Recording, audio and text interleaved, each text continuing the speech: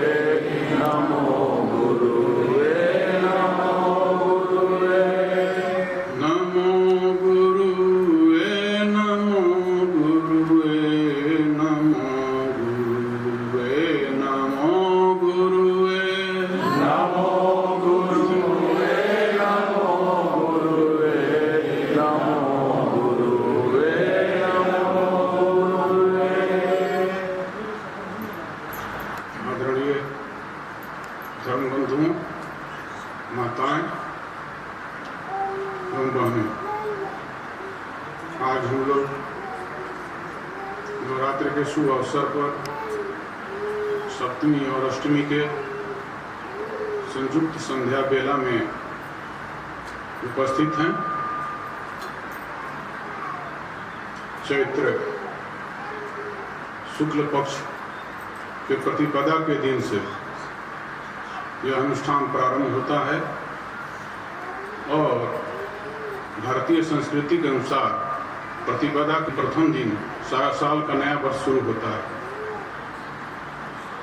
विक्रम संवत बदलता है तो हम लोग नए वर्ष की शुरुआत शक्ति की उपासना से करते हैं, भगवती की उपासना से करते हैं, ताकि हमारा आने वाला समय कल्याणकारी हो, हमारा जीवन निर्विघ्न हो और हमारे जीवन में किसी भी प्रकार के विकार या विकृतियां न पनपने पाए। यही हम लोग माता से प्रार्थना करते हैं। देखो बंधु, आज भी समाज में अच्छे और बुरे हर तरह के विचार फैले हुए हैं। ये नहीं समझिए कि बहुत पहले कथा कहानियों में हम लोग पढ़ते हैं कि पहले असुर हुआ करते थे जो अच्छे लोगों को परेशान करते थे। वह क्या? वह विचार है। दैवीय गुण होता है और आसुरी गुण भी होता है। काम, क्रोध, लोभ, मोह, ईर्ष्या, घृणा, नफरत, यह सब आसुरी गुण है, आसुरी प्रवृत्तियां हैं।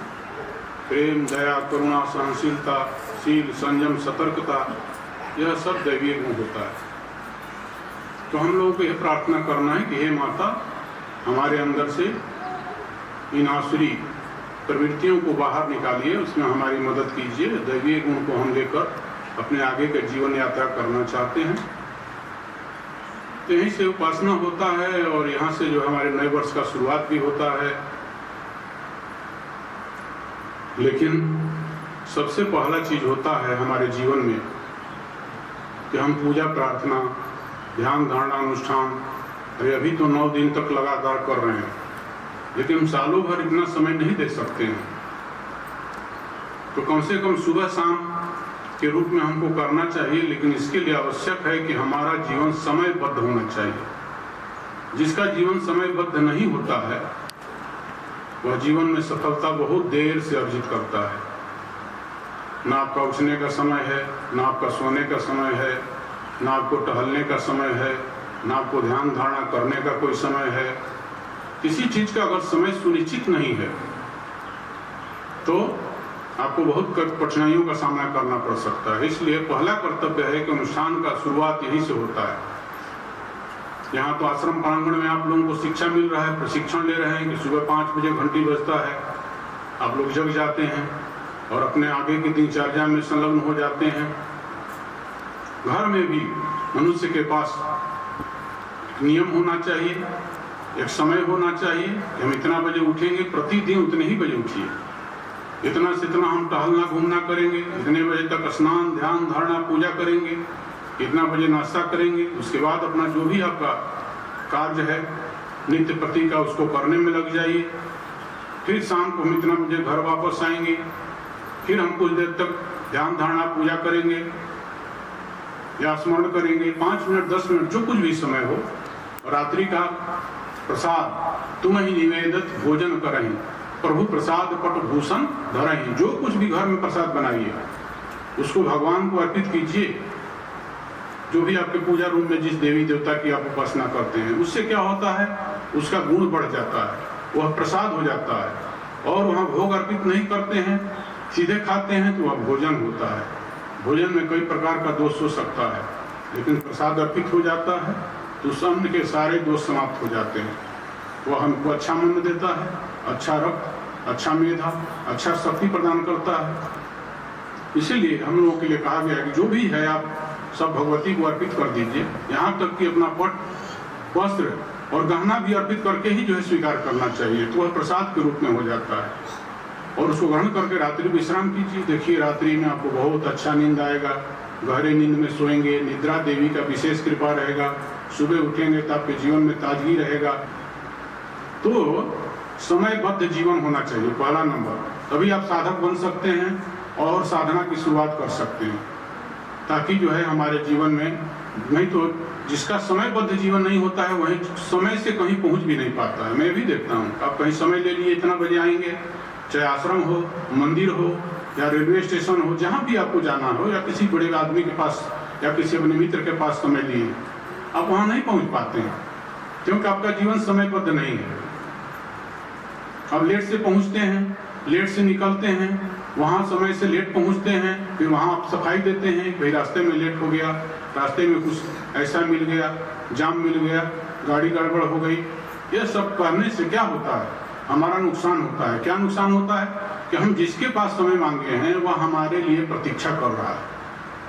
उस समय काल में जाने से वो हमको क्या देना चाहता है, किस तरह की चीजें, किस तरह के विचार, वह समय निकल जाता है। फिर दूसरे का समय जब चालू हो जाता है, फिर आप पहुंचते हैं तो आपका लिए जो कुछ था वो आगे निकल गई। जिस तरह से स्टेशन पर पहुंचे और गाड़ी वहां से आगे निकल गई तो क्या होगा, अब तो आपको काफी देर तक प्रतीक्षा करना होगा। वो तो आपके लिए वापस आएगा नहीं समय, क्योंकि समय प्रतीक्षा नहीं करता है। लेकिन समय हमें याद दिलाता है। अगर हमारा जीवन समयबद्ध हो, हम समयबद्ध अपने जो है जीवन को कर लेते हैं, तो हमको याद दिलाता है कि चलो अब तुम्हारे जो है जगने का समय हो गया, अब चलो तुम्हारे टहलने का समय हो गया, अब चलो तुम्हारा पूजा पाठ करने का समय हो गया, अब ड्यूटी जाने का समय हो गया, अब भोजन करने का समय हो गया, पढ़ने का समय हो गया। विद्यार्थी हैं तो यह सब हमको अंतः प्रेरणा होने लगता है समयबद्ध होने से, स्वयं से।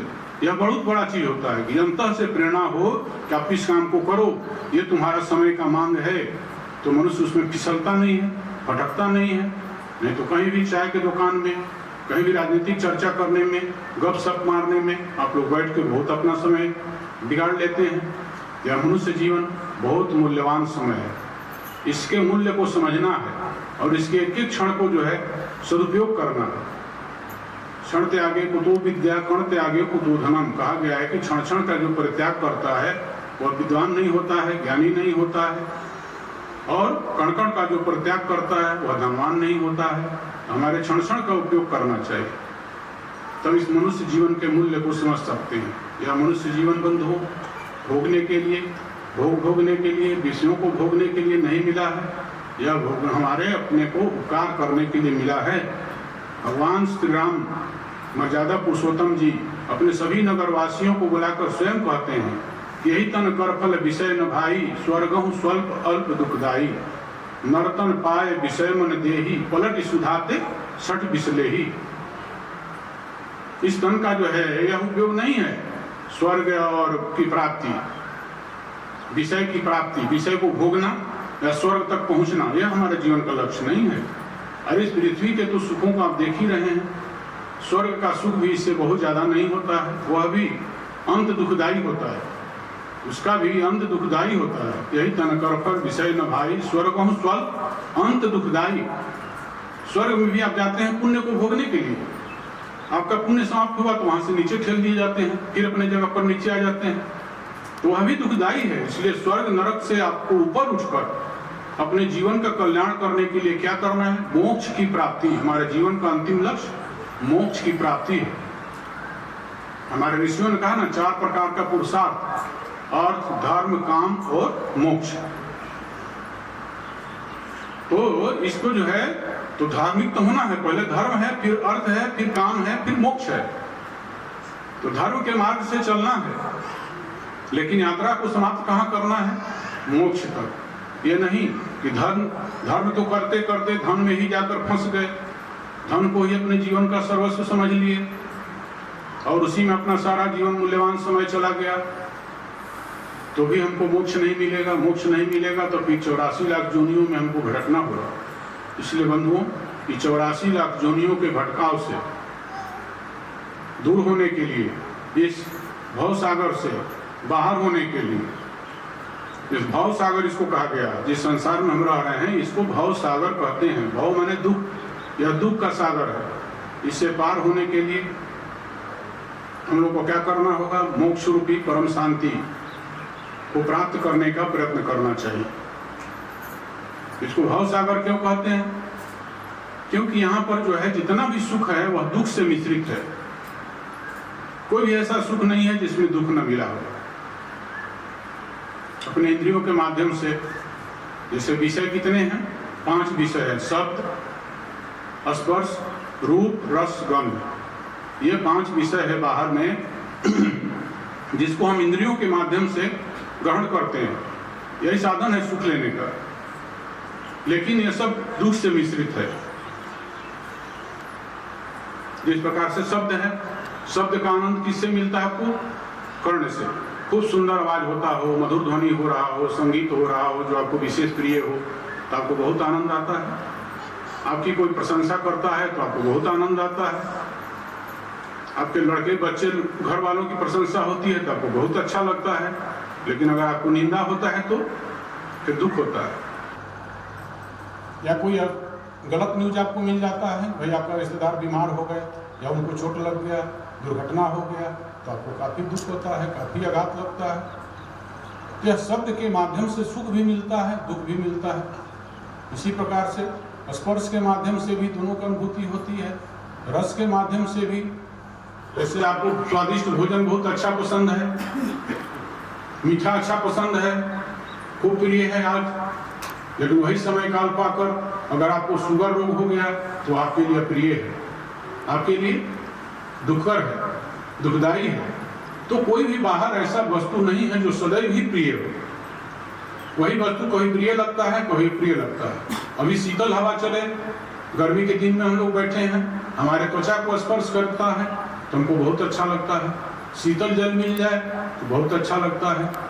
लेकिन वही शरद ऋतु में, जाड़े के समय में वही शीतल हवा चले, शीतल जल आपको पीने के लिए दिया जाए तो आपके लिए दुख का प्रतीक होगा। वह शीतल हवा अप्रिय लगेगा, अप्रिय महसूस होगा। तो इस प्रकार से कोई भी बाहर ऐसा सुख नहीं है जिसको सदैव के लिए आप प्रिय मान सकते हैं, सदैव उसको सुख देने वाला मान सकते हैं। वह दुख मिश्रित है, इसलिए इसको भव सागर या दुख का सागर है। इसमें दुख ज्यादा, सुख कम है। इसलिए अपना क्या कर्तव्य है कि भाई हम इससे बाहर निकलने के लिए प्रयास करें। बाहर निकलने के लिए प्रयास कैसे करें? कोई ऐसा है जो सदैव ही प्रिय हो, चाहे कोई भी मौसम है, ऋतु हो, कोई भी काल हो, तीनों काल में, त्रिकाल, तो सदैव ही हमारे लिए प्रिय हो, हमारे लिए सुखद हो, वहां दुख का लेस मात्र भी ना हो। ऐसा कोई वस्तु होता है या नहीं? होता है बंधु। अध्यात्म कहता है होता है। संत महात्माओं गुरुजनों ने इसको अनुभव किया है, इसको अनुभूति किया है कि वह है आत्मा जो हमारे अंदर है, जिसकी उपस्थिति मात्र से यह शरीर क्रियाशील है, यह शरीर चल रहा है, सब कुछ कर रहा है। तो उसको जो है वह सदैव के लिए प्रिय होता है। उसमें दुख का लेस मात्र भी नहीं होता है, वह कभी अप्रिय नहीं होता है। किसी समय काल में, चाहे किसी ऋतु में, वह सदैव ही प्रिय ही होता है। इसलिए अगर हम चाहते हैं कि हमारा जीवन सदैव के लिए सुखदायी हो, हमारे जीवन से दुखों का सदैव के लिए ही अंत हो जाए, अत्यांतिक दुख निवृत्ति हो जाए, तो हमको उसके शरण में जाना होगा और उसको जानना होगा।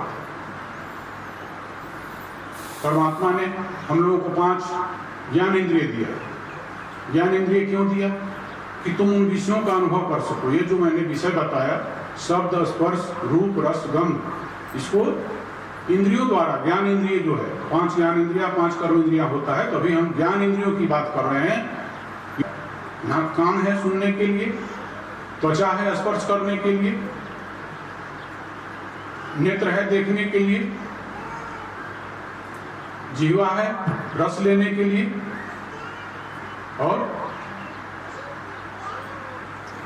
गंध लेने के लिए नासिका है। इतना के माध्यम से ही अब बाहर के हर चीजों का अनुभव करते हैं। अगर ये सब चीजें ना रहें तो आपको संसार की चीजों के बारे में कोई ज्ञान नहीं होगा कि क्या हमारे लिए योग्य है, क्या हमारे लिए अयोग्य है, किसको हमें ग्रहण करना है, किसको हमको त्याग करना है। तो परमात्मा ने हमको इंद्रियां दिया इसलिए कि तुम इसके माध्यम से योग्य विषयों को ग्रहण करो जो तुम्हारे स्वास्थ्य के लिए हितकर हो, तुम स्वस्थ रहो, तुम्हारे लिए बुद्धिदायक हो, उसको ग्रहण करो। इसलिए हमारे इंद्रियों को उन्होंने बहिर्मुख किया। नहीं तो इंद्रियों को अगर अंतर्मुख कर देते तो बाहर के विषयों का ज्ञान नहीं होता, लेकिन आत्मा का ज्ञान हो जाता है। लेकिन सोचिए फिर सृष्टि में क्या होता। सब अगर जो है इंद्रियां ना काम करें, अंधा हो जाए, बहरा हो जाए, गूंगा हो जाए, नाकविहीन हो जाए, तो क्या होगा? नहीं हो सकता है संभव। इसलिए उन्होंने बहिर्मुख किया कि तुम बाहर के जो विषय तुम्हारे स्वास्थ्य के लिए, तुम्हारे बुद्धि के लिए उचित है, उनको ग्रहण करते हुए, स्वस्थ रहते हुए तुम मेरी तरफ बढ़ो। मैंने ईश्वर प्राप्ति की तरफ, भगवती की प्राप्ति की तरफ तुम प्रयत्न करो, उस आत्मा की प्राप्ति की तरफ प्रयत्न करो। एक ही वस्तु का अलग अलग नाम है। तो उसके लिए उन्होंने दिया। लेकिन अधिकांश मनुष्य क्या करता है, उन विषय भोगों में इतना अपने को रस बस जाता है, इतना उसमें आसक्त कर डालता है कि वह परमात्मा को ही भूल जाता है। रोज दिन के 4 में आप सोचते हैं भाई ईश्वर की आवश्यकता ही क्या है। रोज दिन उठता है, कमाता है, खाता है, मशीन की तरह काम करता है, उसको लगता ही नहीं है कि कोई ईश्वर है या उनकी कोई हमारे जीवन में आवश्यकता है।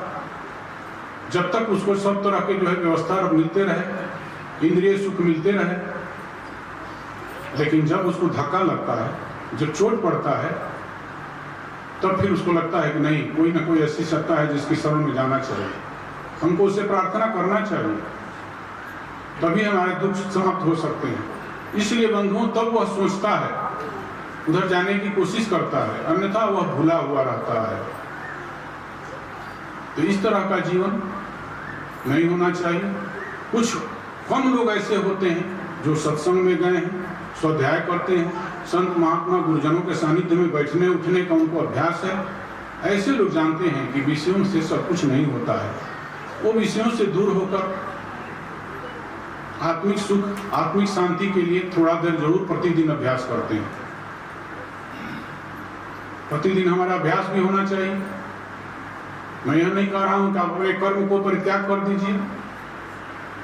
कर्म का परित्याग करके आलस, निद्रा और प्रमाद में अपने इस मूल्यवान मनुष्य जीवन के अमूल्य समय को व्यर्थ ही नष्ट कर दीजिए।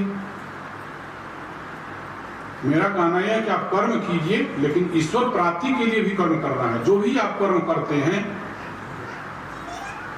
अभिमान और राग द्वेष तथा साथ ही फल कामना से रहित होकर अब यथा जो भी उसका आचरण करते हैं, तब वही कर्म आपका अनुष्ठान बन जाता है। वही कर्म आपके अंतःकरण को पवित्र करता है। अंतःकरण पवित्र होने से, निर्मल होने से अंतःकरण के जो विकार हैं, जो दुर्गुण हैं, वह दूर हो जाता है। तो हमारे अंदर विवेक ज्ञान उत्पन्न होता है। विवेक ज्ञान क्या करता है? विवेक का काम क्या होता है? जो काम एक चलनी करता है वह विवेक करता है। जो चीजों को अलग अलग करता है, चावल से कंकड़ को अलग कर देता है, चावल और कंकड़ को अलग अलग करके बता देता है। तो विवेक का काम क्या है कि नित्य और अनित्य को अलग करना, प्रकृति और पुरुष को अलग करना। प्रकृति है और पुरुष है। पुरुष माने चेतन, इस शरीर में ही देखिए है। प्रकृति का अंश या शरीर है, 5 तत्वों से बना हुआ। और पुरुष वह ब्रह्म का अंश है, ईश्वर का अंश है, या स्वयं ईश्वर है कह सकते हैं। लेकिन जीव है, जब तक के शरीर में अपने को बंधा हुआ महसूस करता है, तब तक यह जीवात्मा है। जब इसको ज्ञान जग जाता है कि मैं बंधा हुआ नहीं हूं, मैं तो वही हूं, तो वही पूर्ण ब्रह्म हो जाता है। जब विवेक हमारा क्या करता है, प्रकृति और पुरुष को अलग अलग करके हमको ज्ञान कराता है, जिसके ज्ञान न होने से हम लोग सदैव ही दुखी रहते हैं। यह ज्ञान मनुष्य जीवन का सबसे बड़ा दुख का कारण है कि हम अपने को शरीर समझते हैं, जबकि वास्तव में हम शरीर नहीं है। हमारे अंदर एक चेतन है जिसको जीवात्मा कहते हैं, और यह शरीर जड़ है। चेतन एक है, यह शरीर जड़ है, यह इंद्रियां जड़ है, यह बुद्धि जड़ है, यह मन जड़ है। चेतन सिर्फ एक ही है, लेकिन हम लोग शरीर को समझते हैं। इससे क्या दुख होता है कि कोई आपका अपमान कर दिया। अरे एक छोटा सा दृष्टांत लीजिए। एक शहर के बहुत प्रमुख सम्मानित व्यक्ति थे। शहर के लोग सब उनको बहुत आदर सम्मान देते थे। एक दिन उनका नौकर जा रहा था कुछ सामान लाने के लिए। अब रास्ता में एक आदमी चिल्लाकर गाली दे रहा था। सबको, जो भी रास्ता से गुजरता था उसको गाली दे रहा था। उनके नौकर को भी गाली दे दिया। नौकर दुखी हुआ और आकर अपने मालिक से बतलाया, हमको आज बहुत एक आदमी ने गाली दिया। वो बहुत दुखी हुआ कि भाई तुमको गाली दे दिया, मेरा अपमान है, हमको तो उससे बदला लेना चाहिए। तब देखो यहाँ पर क्या बात होती है। वह तो अपमान हुआ किसी और का, उनके नौकर का, लेकिन उन्होंने अपने उस दुख को साथ में रहने से इतना उनके साथ लगाव हो गया, उस दुख को अपने ऊपर आरोपित करके वह दुखी हो रहा है। उसका दुख का कारण क्या है? लगाव। नहीं तो हुआ तो उसका अपमान नहीं है।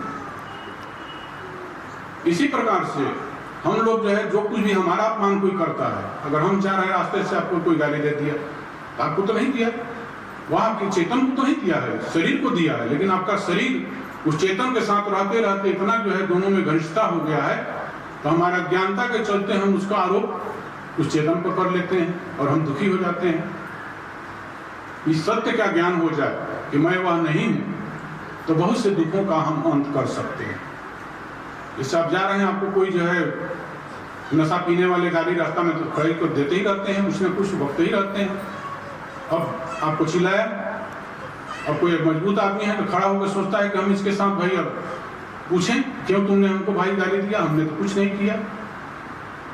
लेकिन पीछे से एक आदमी आता है, कहता है महाराज जी आपको नहीं गाली दिया है, ये तो ऐसे ही सुबह से दे रहा है, कोई और राहगीर के लिए दे रहा है, तो तत्काल आपका दुख समाप्त हो जाता है। कहते हैं छोड़ा, हमारा नहीं, हमको नहीं दिया, आपका दुख गायब हो गया। 1 मिनट के अंदर दुख गायब हो गया। इसी तरह से आप जान जाइए कि हमको नहीं, ये तो इस जड़ को क्या अपमान होगा। अरे जड़ का अपमान हो सकता है, कोई इस खंभे को गाली देकर अपमान कर सकता है, अपमान तो चेतन का होता है। लेकिन अगर कोई जड़ को गाली दे रहा है, खड़ा होकर किसी लकड़ी को, पेड़ को, किसी और को गाली दे रहा है, तो आपको उसमें दुखी होने की जरूरत नहीं है। उसी तरह से आपके शरीर के साथ। लेकिन यह अज्ञानता मनुष्य के अंदर दुख का कारण होता है। इसीलिए हम लोगों को क्या करना, यह समझना है सत्य की क्या है, और उस जीवात्मा अपने आत्मा को जानने के लिए, उसकी शरण जाने के लिए हमें अपने इंद्रियों को बाहर के विषयों से हटाकर अंदर अपने गोलकों में स्थित करते हैं, और सभी तरह के चेष्टाओं से मुक्त होकर जब शांत होकर हम बैठते हैं तो उसको क्या कहते हैं, उपासना। उपासना का अर्थ आप लोग क्या समझते हैं, उपासन। उपासन माने उप माने समीप, आसन, उसके समीप हमारा आसन हो। किसके समीप हमारा आसन हो? जैसे भी आप लोग सत्संग में बैठे हैं तो आप उतना समीप बैठते हैं अपने गुरु के, संत के, जितना में उनकी विचार आपको सुनाई दे सके। इसी प्रकार से हम अगर उस अभ्यंतर में जो चेतन है, देवता है, उसके समीप बैठना है हमको। जब हम साधना करने के लिए जाते हैं तो हमको इतना नजदीक उसके बैठना है ताकि उसका संकेत हमको समझ में आ सके। उसके नजदीक हम कैसे बैठे? उसके नजदीक बैठने के लिए कि बाहर से आप कट जाएं, अपने सभी इंद्रियों को समेटें, 5 ज्ञान इंद्रिया, 5 कर्म इंद्रिया, सबको समेट करके एकदम शांत होकर के बैठें। मन में किसी प्रकार का विचार न हो, निर्विचार, इसी को ध्यान कहते हैं। इसमें बैठ करके अब चिंतन कीजिए, बस अंदर में सुनने की कोशिश कीजिए कि क्या हो रहा है। बाहर से एकदम इतना एकाग्रचित होइए कि एकदम कट जाइए, बाहर अगल बगल कौन आ रहा है, जा रहा है, क्या हो रहा है। जब इस तरह से आप अभ्यास करने की कोशिश करेंगे, शुरू में नहीं होगा। लोग कहते हैं आंख बंद करता हूं तो महाराज मेरे अंदर बहुत तरह के विचार चलने लगता है। किसी को दुकान की बात आती है, किसी को ऑफिस की बात आ जाती है, किसी को और किसी से गप मारे हुए बात आती आने लगती है। यह स्वाभाविक बात है, होगा, क्योंकि 24 घंटा में जो 17 घंटा आप काम करेंगे उसका प्रभाव मन पर ज्यादा होगा। आप आधे घंटे जो करेंगे उसका प्रभाव कम होगा। लेकिन इससे विचलित होने की आवश्यकता नहीं है। बिल्कुल ही विचलित होंगे कि हमारा मन शांत होगा, हमारा मन स्थिर होगा, आपको बढ़िया लगेगा, तब हम पूजा करेंगे। जब मन नहीं लगता तो हम क्या बैठ करके अपना समय बेकार करें। ऐसी भावना रहेगी तो कभी भी आप ध्यान नहीं लगा सकते, कभी भी आप पूजा नहीं कर सकते, कभी भगवत आराधना नहीं कर सकते। इसीलिए आपको मन लगे ना लगे, अच्छा कार्य में मन नहीं लगता है, मन को लगाना पड़ता है, दबाव डालना पड़ता है और बैठना पड़ता है। तब बैठिए, इसलिए कहा मैंने कि समय बना लीजिए कि शाम को सुबह हम इतना से इतना बैठेंगे। मन ना लगे आप एकदम बिल्कुल बैठ जाइए, देखिए आपको धीरे धीरे उसका रस मिलना शुरू हो जाएगा। और वह जब रस मिलेगा तो सब रस जो है फीका हो जाएगा। जिस प्रकार से आप किसी के साथ बैठकर बात कर रहे हैं, उससे कोई प्रिय व्यक्ति आपके सामने से गुजर जाए तो आप उसको छोड़कर उसके साथ मिल लेते हैं।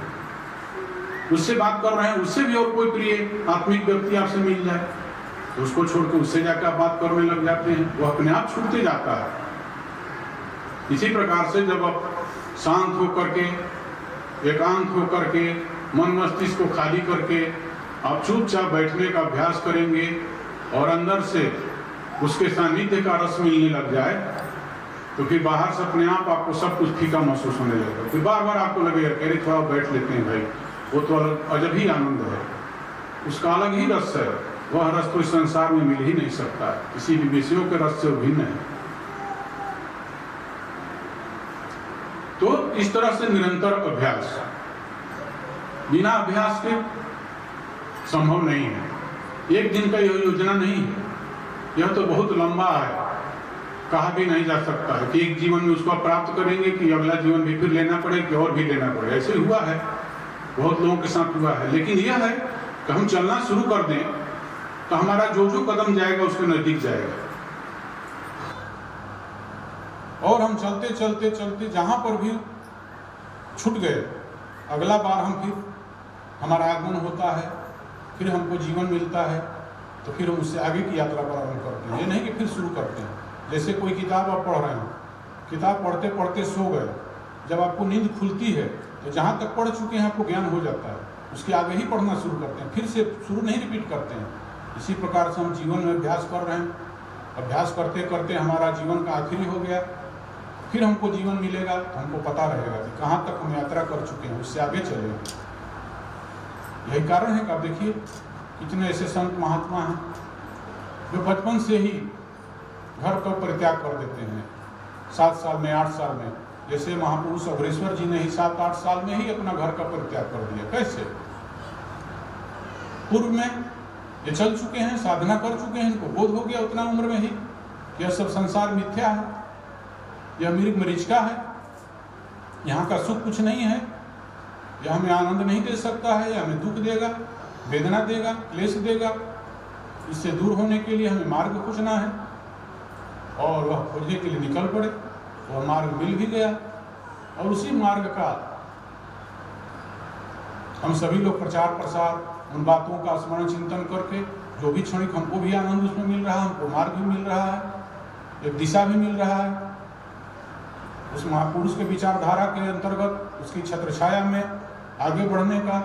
तो हम यही सब चीजें, यही सब विचार हमारे इस मनुष्य जीवन का कल्याण कर सकता है। तो इसलिए अभ्यास करते रहना है, एक दिन में उगना नहीं है कि हम मन लगे ना लगे, लगे रहो।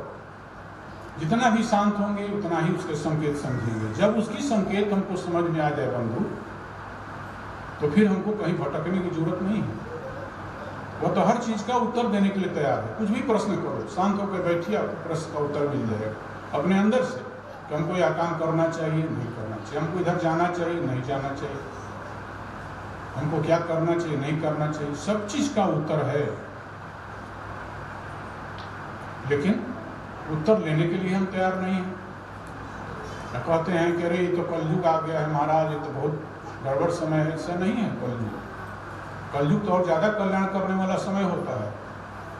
कहा गया कि कलयुग समयुग और नहीं, जो नर कर विश्वास, गाय नाम गुणगन विमल, भवतर भी नहीं प्रयास। पहले तो लोग जो है उतना लंबा लंबा आयु होता था, बहुत लंबे लंबे समय तक तपस्या करते थे, और तपस्या करने से उनको फल की प्राप्ति होती थी।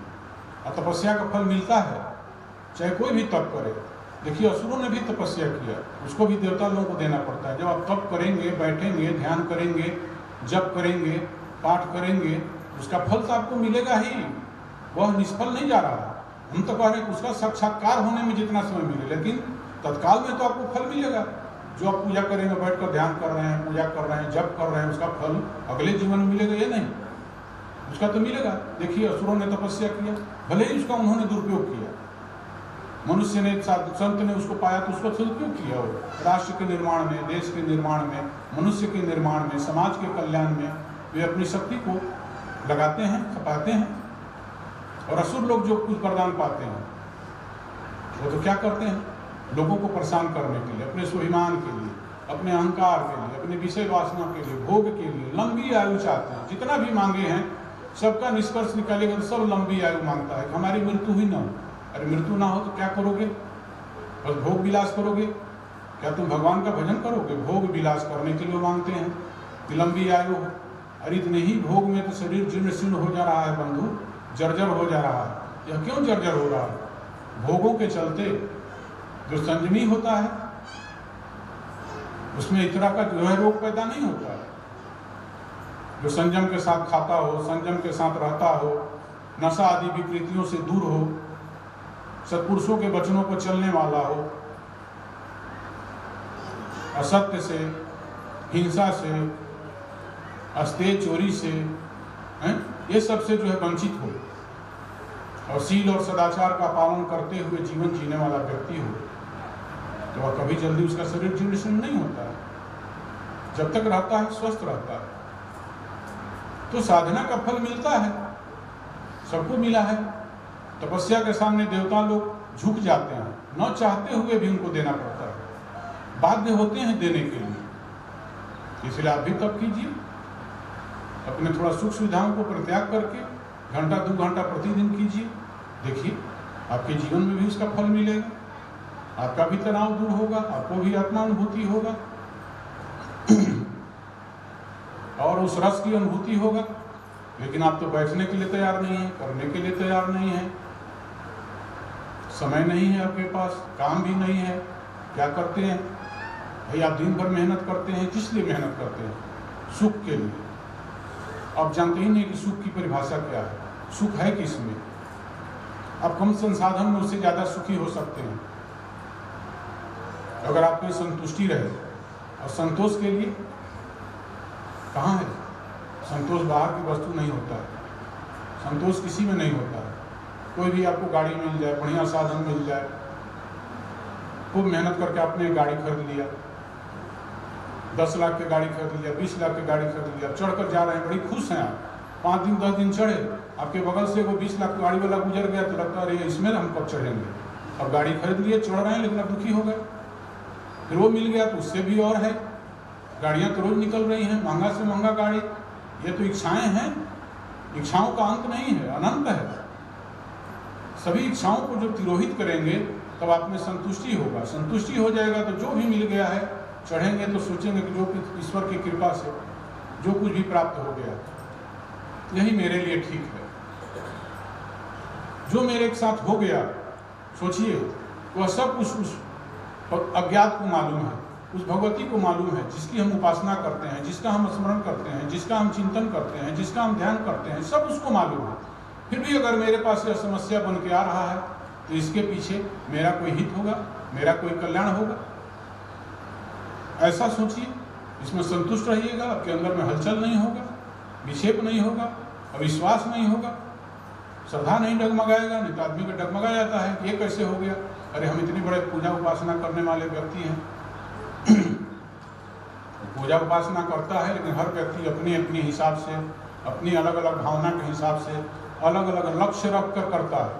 इसलिए एक ही जगह पर एक ही साथ बैठकर 50 लोग, सैकड़ों लोग साधना करते हैं, पूजा करते हैं, लेकिन सबको अलग अलग फल की प्राप्ति होता है। एक ही फल सबको नहीं मिलेगा। कि कौन कौन क्या मांगता है इसका क्या पता है? बाहर वाले को तो पता नहीं होता है। दूसरे को जो साधना कर रहा है उसको पता है कि हम क्या मांगे, माँ ने हमको क्या दिया, लेकिन दूसरे को तो नहीं लगता है। उसने मांगा है कि भाई हमको आत्मसंतुष्टि चाहिए। जैसे एक छोटे उदाहरण से समझिए, 2 राजा लोग थे, सुख सुविधाओं का कमी नहीं था, भोग करते थे, दोनों शक्ति के उपासक थे। राजा लोग भी शक्ति के उपासक होते थे, क्योंकि शक्ति के बिना कुछ काम नहीं होता है। शक्ति सब जगह लगता है, बिना शक्ति के न चल सकते हैं, न घूम सकते हैं, न कोई कर्म कर सकते हैं। इसलिए शक्ति शरीर की भी शक्ति है, जिसको वीर्य कहा गया है, धातु कहा गया है, उसकी भी अपनी जगह पर उपयोगिता है। शक्ति के उपासक उस शक्ति को भी संग्रह करना चाहिए। जितना ही उस शक्ति का हम संग्रह करेंगे उतना ही उस शक्ति के हम निकट पहुंचने में हमारा मदद मिलेगा, मन को शांत करने में भी हमारा मदद मिलेगा। तो दोनों उपासना करते थे। अब एक राजा मांगा, अपने अपने राज्य में रहकर करते थे, दोनों एक साथ नहीं करते थे। एक ने मांगा, हे माता हमको जो है आत्मिक सुख और शांति चाहिए। मैं तो इतना विषय भोग देख लिया, हर प्रकार के इसमें कोई कमी नहीं है। मेरे राज्य में कोष की कमी नहीं है, घोड़े हाथियों की कमी नहीं है, भोग वस्तुओं की कमी नहीं है, पत्नियों की कमी नहीं है, किसी चीज़ का कमी नहीं है। लेकिन मैं जो संत लोग कहते हैं आत्मिक सुख शांति, वो कैसे होता है उसका हमको अनुभव करा दीजिए। यह तो सब हम देख लीजिए। माँ ने कहा ठीक है, समय आने तो जरूर करूँगी। दूसरा वहाँ पर अपना मांगता है कि हमको तो हमारा राज्य की वृद्धि करना है, मैं चाहता हूँ कि सब अगल बगल का राज्य हमारे अधीन आ जाए। उसको भी देवी ने कहा ठीक है, तुम्हारा भी मनसा पूर्ण होगा। और कुछ दिनों के बाद वह चढ़ाई कर दिया। इस पर जो अपना आत्मसंतुष्टि मांगे थे ये हारने लगे तो जो है ध्यान लगाए, माता जी से प्रार्थना किए, अरे माँ हम तो आपका इतना उपासना करते हैं, मैं तो हार रहा हूँ। अरे बोले अभी तो तुमने मांगा था आत्मिक शांति सुख, अब तुम इसको हारने, तो इससे क्या तुम्हारा चिंता है? राज्य लेकर क्या करोगे? तुमको तो चाहिए वो आनंद, परमानंद। चिंता मत करो, जो हो रहा है देखते रहो, होने दो। और आज हार गए, उनको घर छोड़कर भागना पड़ा, जंगल चले गए, जंगल में कुटिया लगाकर रहने लगे।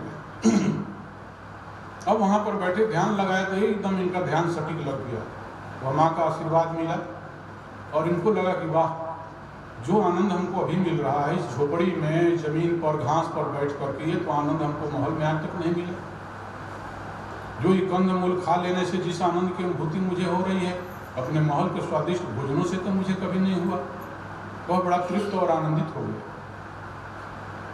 लोगों के देखने से तो यह लगा अरे उतना बड़ा वह देवी का उपासक था, हार गया बेचारा, जंगल में कहाँ गया, क्या कर रहा है, मारा घूम रहा। माता ने उसका मदद नहीं किया। लेकिन सत्य क्या है? सत्य इससे बिल्कुल अलग है। वह तो जिस आनंद की अनुभूति कर रहा है वह परम बादशाह बन गया।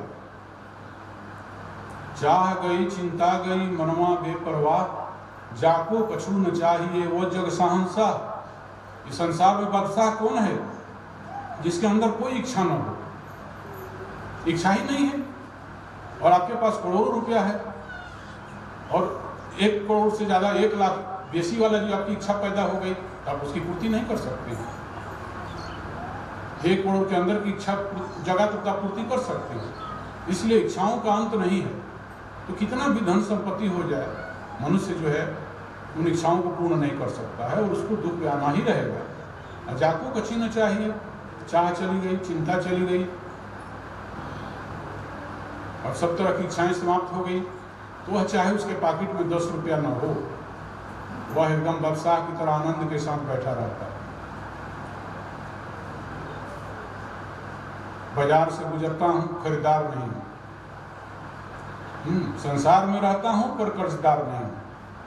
वही संसार से गुजर रहा है। बाजार से सब लोग गुजरते हैं, बाजार की चीज़ें आपको आकर्षित कर लिया कि हम ये खरीद लें, लेकिन आपके पास उतना पैसा नहीं। पूछने गए, आपके पास भले 500 रुपया है, पूछने गए तो बोल दिया कि 600 रुपया लगेगा। अब दुखी होगा। और किसी के पास 1 रुपया नहीं है, वो बाजार से गुजरा, किसी चीज़ की इच्छा ही नहीं खरीदने की, वो आपसे ज़्यादा सुखी होकर के आगे निकल गए। क्यों? यहाँ की चीज़ें उसकी आवश्यकता नहीं है, इसकी खरीदारी उसको नहीं करना है। जान चुका है कि यह सब क्या है, विषयों से उसका मन उब चुका है, वही विश्वसनीय है। क्योंकि विषय विष से ज़्यादा खतरनाक होता है। विष तो खाने वाले को मारता है, लेकिन विषय जो है देखने वाले को भी परेशान कर डालता है।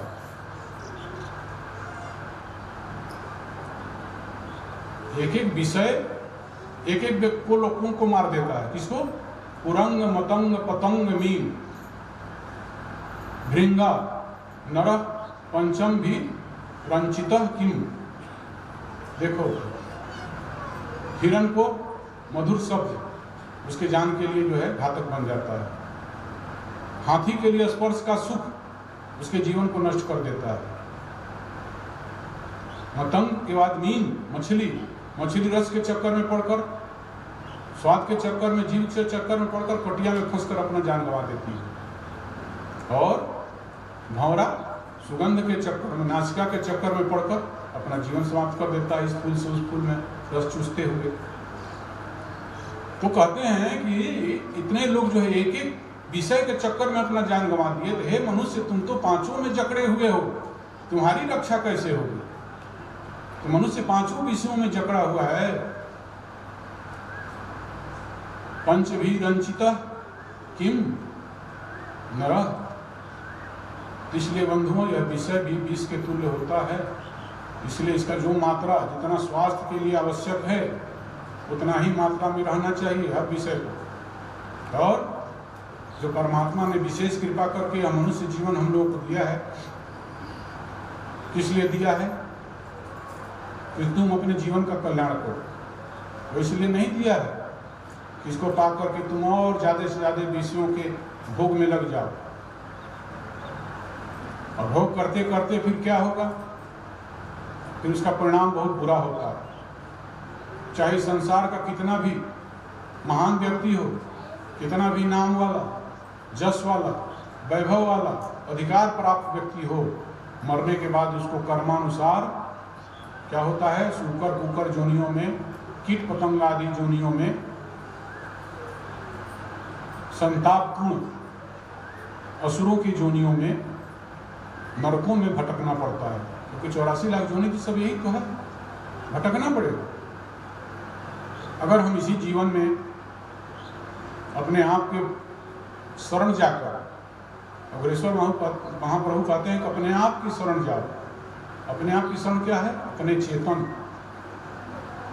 मने शांत होकर के बैठ जाओ, बाहर से सिमट करके अपने अंदर घुसो, तब तुम्हारा अभ्यंतर में रहने वाला देवता तुम्हें अवश्य ही संकेत करेगा और उन संकेतों को सुनने की कोशिश करो। किसी के शरण में जाने से बहुत ज़्यादा ऊंचा होता है, बहुत ज़्यादा अच्छा होता है। तो इसका हमें अभ्यास करके ही हम अपने इस मानव जीवन को कल्याण कर सकते हैं। और उसी ज्ञान को मुक्ति कहते हैं। मुक्ति कोई शरीर छोड़ने पर मरने के बाद प्राप्त होता है, ऐसा नहीं है। मुक्ति जीवन काल में ही संत लोग हस्तगत कर लेते हैं। मुक्ति मतलब आत्मा को जान लिया। आत्मा का न जन्म होता है, न मृत्यु होता है, वह न जन्मता है, न मरता है, न उसमें बालपन होता है, न जुआपन होता है, न बुढ़ापा होता है। और सदैव एक रस रहता है, उसमें कोई परिवर्तन नहीं होता है। बाद बाकी तो सब में परिवर्तन होता है। आपके शरीर में परिवर्तन होता है, इसलिए आत्मा नहीं हो सकता है। आपकी इंद्रियों में परिवर्तन होता है। इंद्रियां 5 हैं, ज्ञान इंद्रियां, पांचों का अलग अलग विषय है।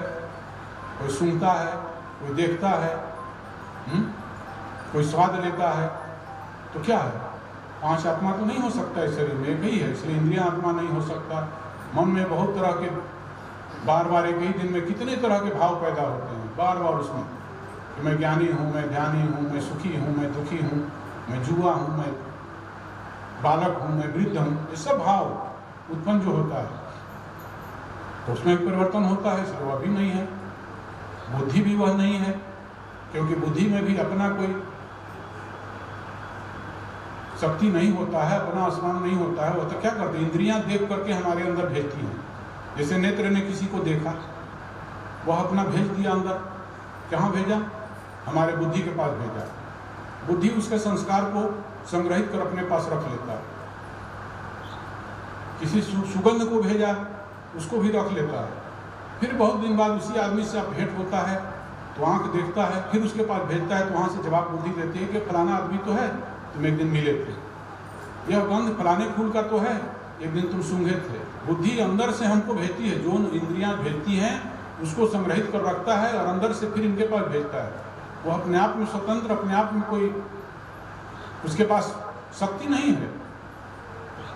ये सबके पास शक्ति कहाँ से आता है, उस चेतन जिसको जीवात्मा कहते हैं, उसी के शक्ति से सब क्रियाशील है। यह शरीर भी, यह इंद्रियां भी, यह मन भी, यह बुद्धि भी। इसीलिए हमारा सबसे परम कर्तव्य है कि सबसे नज़दीकी कौन है। सबसे नज़दीकी तो हमारा आत्मा है, उससे नज़दीक हमारा कोई नहीं। मित्र भाई बंधु तो सब दूर दूर में है, चाहे कोई 2 फीट दूरी में हो, चाहे 10 फीट की दूरी में हो, लेकिन उससे तो हमारी कोई दूरी ही नहीं है। लेकिन फिर भी हम क्यों उससे दूर हैं? इसलिए कि हमारे जीवन में उसकी आवश्यकता ही महसूस नहीं होती।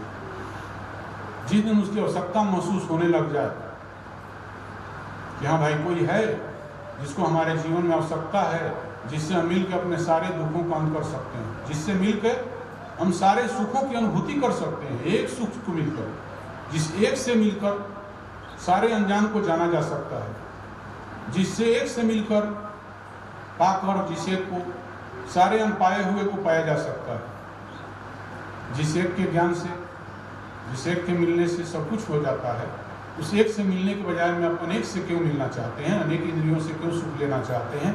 इसलिए बंधु, मैं तो आप लोगों को यही इस अवसर पर सुझाव दूंगा, निवेदन करूंगा कि आप नियमित अभ्यास करिए, अपने और कार्यों को करते हुए सुबह शाम के लिए समय निकालिए, लेकिन समय आपका निश्चित हो, उसी समय पर ही करना।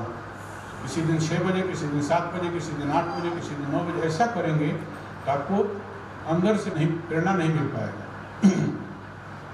और आप उसमें जो है सही ध्यान नहीं लगा पाएंगे। इसलिए समयबद्ध होना जरूरी है, नियमबद्ध होना जरूरी है। सभी विकार विकृतियों से दूर होकर शील सदाचार का पालन करते हुए हम अगर उसका अभ्यास करेंगे तो फिर हम धीरे धीरे उसमें सफलता प्राप्त करेंगे। इसीलिए यह सब नवरात्रि जो है इसी का प्रशिक्षण होता है। यही प्रशिक्षित लोग घर में जाकर अपने अपने हिसाब से अभ्यास करते हैं। अभ्यास करने से आपके जीवन में बदलाव भी आता है, बहुत सा परिवर्तन भी आता है। आप अन्य लोगों से देख सकते हैं कि क्या परिवर्तन होता है, अन्य लोग भी महसूस करते हैं। समाज अच्छा कहे हमको, बुरा कहे, इसका ध्यान नहीं देना है। हमको क्या करना है, अपने को जो है अच्छा बनाना है। हमारे अंदर अगर सुगंध है तो किसी का अच्छा बुरा कहने से कुछ नहीं होता, वह सुगंध तो एक दिन फैलेगा। जैसे कस्तूरी को डब्बे में बंद करके रख दिया जाए, लेकिन किसी दिन ढक्कन खुलेगा तो उसका सुगंध सब तरफ फैल जाएगा। इसीलिए आपका सुगंध फैलेगा। अच्छा बुरा कहने वालों के चक्कर में नहीं पड़ना है, वो आपके हाथ में नहीं है कौन आपको अच्छा कहता है, कौन आपको बुरा कहता है। आपको अपने को अच्छा बनाना है और किसी के प्रति हमारे मन में ईर्ष्या, घृणा, द्वेष से भाव से प्रेरित होकर कोई काम नहीं करना कि वह भाई हमारा पड़ोसी हमसे कैसे बड़ा हो जा रहा है, हम कैसे जो है छोटा हो गए, हम कुछ उसको अवरोध पैदा करें, उसको रोकने की कोशिश करें। यह नहीं, आपको उसको रोकना है तो आप उससे बड़ा बन करके रोकिए, उससे ज्यादा अपने व्यक्तित्व का विकास कीजिए, अपने गुणों का विकास कीजिए, ज्यादा अच्छाइयों को संग्रहित कीजिए, शील और संयम का पालन कीजिए, सत्य अहिंसा का पालन कीजिए, शौच संतोष का पालन कीजिए। आप उससे ज्यादा ऊंचा हो सकते हैं। आपको उसके लिए उसे रोकने की, उसे हटाने की, मिटाने की कोशिश करने की आवश्यकता नहीं है अपने मन मस्तिष्क को। क्यों? अरे हमारा कोई गाय को मार दे, हम भी उसकी गाय मार के बदला लें तो फिर हमारे उसमें क्या अंतर रह जाएगा? यह नहीं करना। अकबर एक बार एक लाइन खींच दिया जमीन पर और अपने सभी सदों विद्वानों से कहा कि बिना इसको छुए छोटा कर दो। कौन कर सकता है? सभी ने कहा भाई बिना छुए महाराज तो छोटा हो ही नहीं सकता। बोले नहीं, बिना छुए छोटा करो। कोई नहीं कर सका। कहे बीरबल को बुलाओ। बीरबल आए, बीरबल से कहे भाई इसको बिना छुए छोटा कर सकते हो? बोला हाँ हजूर बिल्कुल छोटा कर दूंगा। बोला कैसे? करके दिखाओ। बगल में बड़ा लाइन खींच दिया, वो छोटा हो गया। तो इस तरह से आपको किसी को छोटा करना है तो अपने को बड़ा बनाइए, महान बनाइए, अपने दिल को बड़ा कीजिए, अपने संकीर्णता को परित्याग कीजिए, व्यापक बनिए, सबके लिए सोचिए। परहित सरिस धर्म नहीं भाई, पर पीड़ा सम नहीं अधमाई। करिए, देखिए आप बड़े हो जाएंगे, वो छोटा हो जाएगा। और रोकने की कोशिश करेंगे तो अपना समय बर्बाद करेंगे, उसका तो कुछ नहीं बिगड़ेगा। लेकिन हमारे दिल में ईर्ष्या, घृणा, नफरत का भाव भर जाएगा, फिर वह भाव हमारे अंदर भरेगा तो हमारा ही नुकसान करेगा। वह अंकुरित होगा या पड़ा रहेगा किसी न किसी रूप में, तो अंदर में वह पड़ा पड़ा भी आपको किसी न किसी रूप में नुकसान पहुंचाएगा। हम क्यों कचरे को अंदर में पड़ा रहने दें? उस कचरे को दूर करने के लिए तो हम ध्यान कर रहे हैं कि सारा कचरा निकले। इन कचरों से हम वैराग्य कर रहे हैं कि सब कचरा निकल के भागे। वैसे लोगों से हमको वैराग्य करना है जिनके साथ बैठने से, उठने से हमारे अंदर संग दोष लग सकता है, हमारे अंदर गंदगी प्रवेश कर सकता है, अवगुण आ सकता है, जो हमारे लक्ष्य की तरफ जाने में अवरोध पैदा कर सकता है। तो वैसा को फिर क्यों हम महत्व दें? इसलिए हमें अपने आप को बड़ा बनाना है, तो हमारा आत्मिक विकास करना है, हमारा जो व्यक्तित्व का विकास करना है।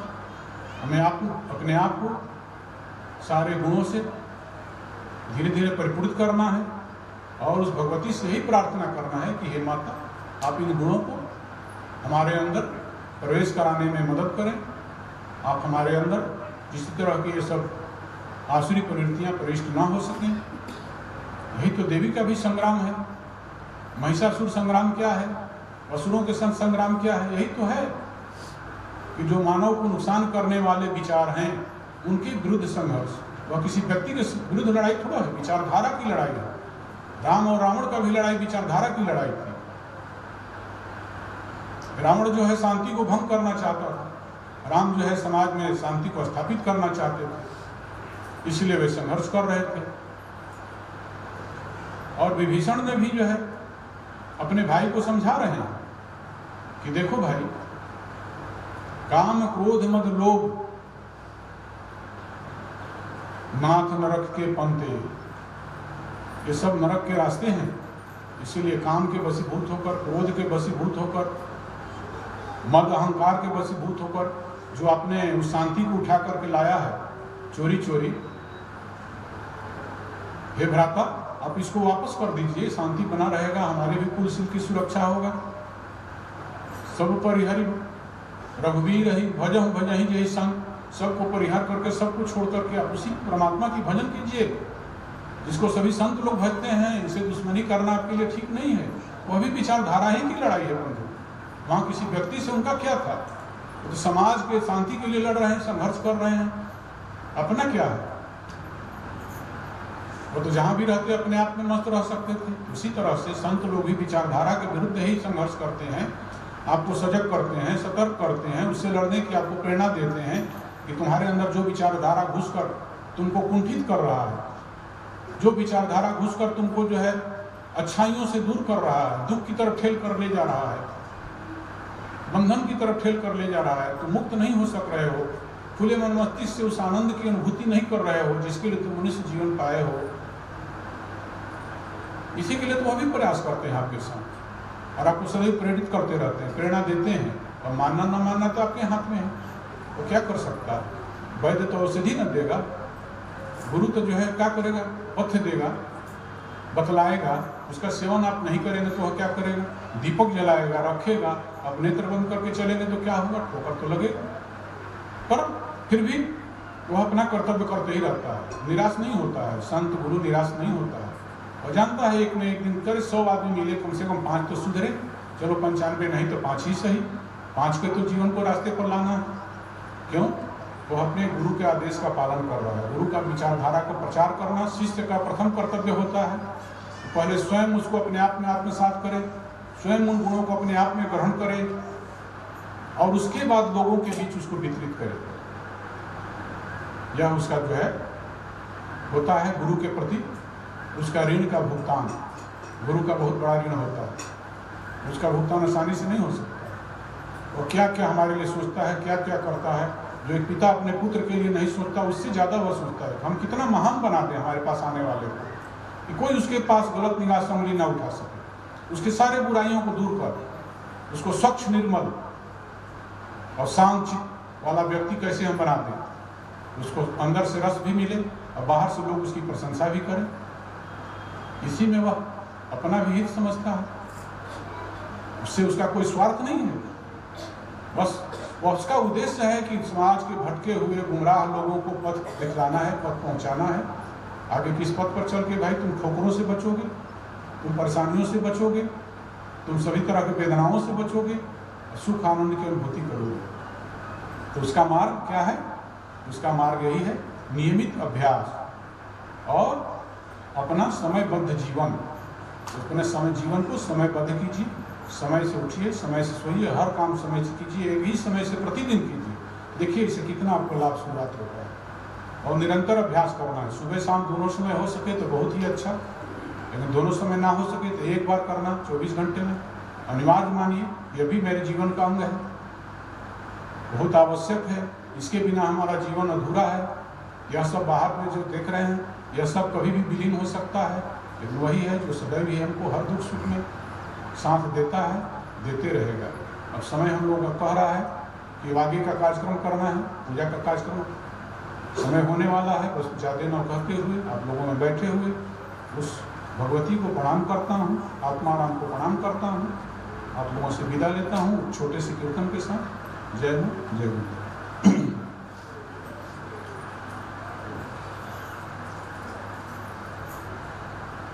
स्वात्मा राम, आत्मा राम, आत्मा राम, आत्मा राम।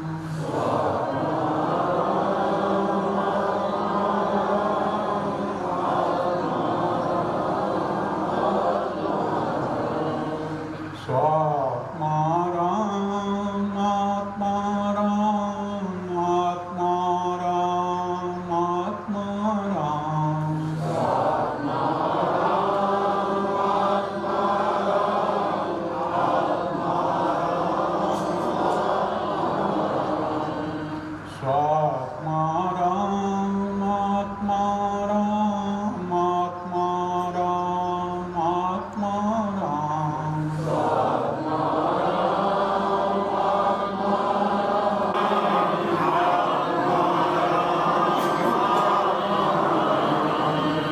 स्वात्मा राम आत्मा राम आत्मा राम आत्मा राम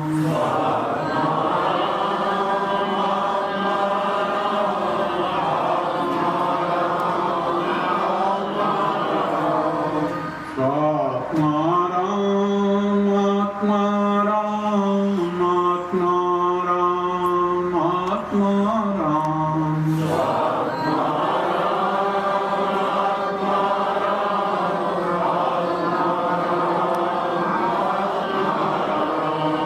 स्वात्मा राम आत्मा राम आत्मा राम आत्मा राम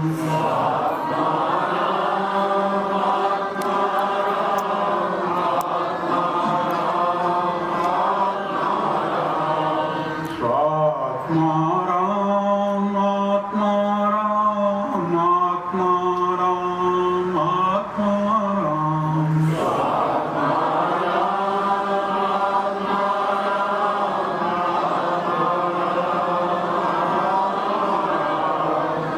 स्वात्मा राम आत्मा राम आत्मा राम आत्मा राम